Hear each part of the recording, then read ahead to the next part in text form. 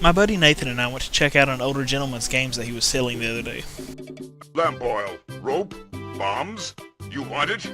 It's yours, my friend, as long as you have enough rubies. No thanks, but how much do you have on the games in the box here? The games in the box are $2. Alrighty, let's see what we have here. Junk. Junk. Junk. Junk. The Japanese crap. Junk. More junk. Yep. Yeah.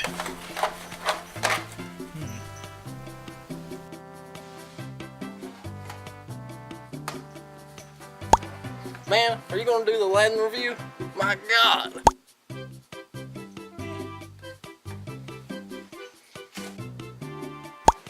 I've seen you looking through them and you just passed it aside. My God! Like, there you go. 1, 2, I'll throw the Aladdin one away.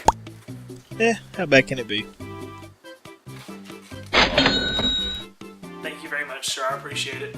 So, I noticed that you decided to buy Aladdin on the Super Nintendo. Fuck yeah!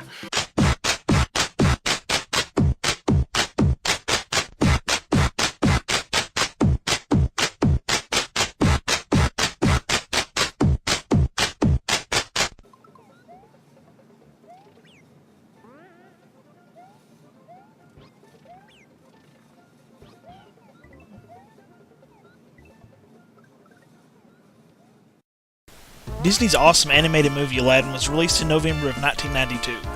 Capcom released a Super Nintendo game based on the movie a year later. A movie-based game being released a year after the film. Why don't we do this nowadays? And look what it cost us. Most licensed games suck. That wasn't the case many moons ago though. It's been about a year since Wreck-It Ralph came out. If I had a guarantee that this movie-based game was going to be great, I'd gladly wait a year. Oh well, no quick money in that, right?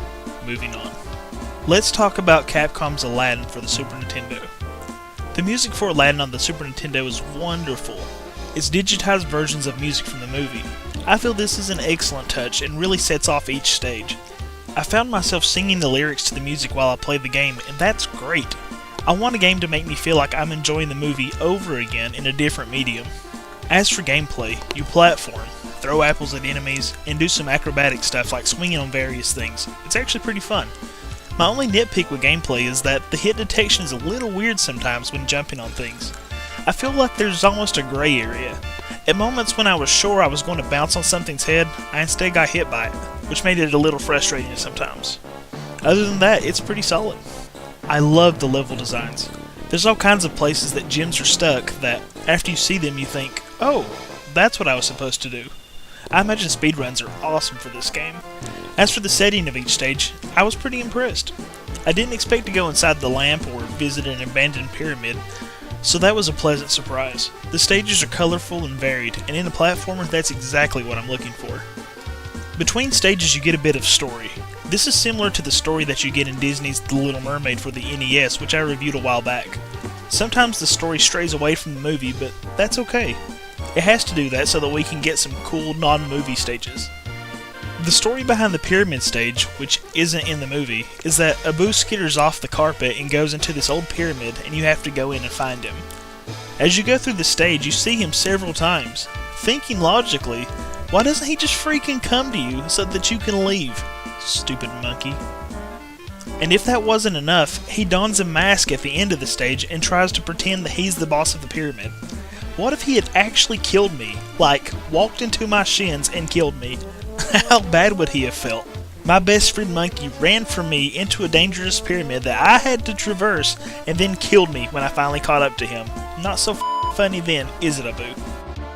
On that note, the sprite animations, most notably Abu the traitorous little shit, look wonderful. I didn't expect to get such different animated poses from a character that you don't even play as. I feel like this small detail adds a great touch to the overall aesthetic. The difficulty is pretty consistent all the way through. Each stage gets a little more difficult all the way to the end. The only exception is that damned Cave of Wonders. I recorded a video of me playing through it with my reactions to share, but be forewarned, it is not G-rated. Stupid cave of flying carpet junk. The whole new world bonus flying carpet stage is a really neat interlude. I was worried I'd have to steer the carpet and not hit things, kind of like in the Cave of Wonders, which would have really taken some charm away from the game. The spot in the movie, and appropriately in the game, is a time of pure bliss. Aladdin and Jasmine are falling in love in the movie, and you're just collecting gems as a bonus in the game, so it fits. I kind of feel like the collecting gems while on a date is something I would do, since, I'm greedy like that. It makes sense for me, but I thought you had more class than that, Aladdin. The enemies are varied for the most part, ranging from the Sultan's goons to birds with pots on their heads. Yup, you heard me right. On that note, it's kind of weird that Jafar chooses the bird pots to summon to his aid. Being a wizard, warlock, most powerful warlock or whatever he decided to make himself, I'd probably choose something a little more menacing, like, anything. I feel like the funnest enemies to defeat in the game are the bats. Just the idea of killing a bat with an apple is so satisfying, because there is no possible way you could do that in real life. Don't believe me? Go outside at dusk and try tossing an apple at a flying bat. There is no way you are going to hit it. They have sonar for a reason, and part of that reason is dodging apples from assholes like me. Way to let me live out my fantasy, Aladdin. I could have maimed people in games like Manhunt, punched strangers in the street, or run them over with cars like in Grand Theft Auto, but honestly, I'd rather kill bats with apples, and this is the only game that has allowed me to live out my sociopathic fantasy. Thank you, Capcom. The boss battle at the end is a really smart and great idea. It's a lot of fun, except for the slowdown, which is awful. This is a really great concept, but the implementation is a little rough. I guess the Super Nintendo just has trouble dealing with that much stuff on the screen at once, and that's a shame. On a positive note, the credit screen is amazing. What a great way to end the game. Rather than just give us a black screen with names, they give us the most famous part of Aladdin the movie. Tasty, Capcom. Tasty! Capcom had so many gems on the Super Nintendo. Aladdin, The Magical Quest starring Mickey Mouse, Demon's Crest, Super Ghouls and Ghosts, Street Fighter, just to name a few. But I noticed that some of the sounds used in this game match some of the sounds from the other games. The thunder sound in the Cave of Wonders is the same sound from Super Ghouls and Ghosts.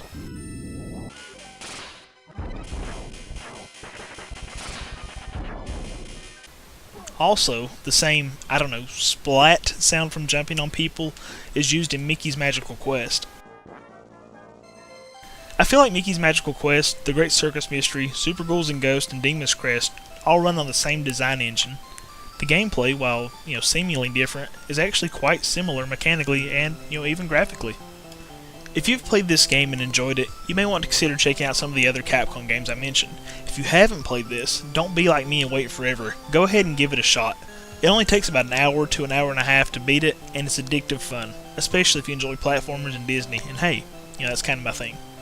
Thank you for watching another episode of Pause Break, and we'll see you next time. My God!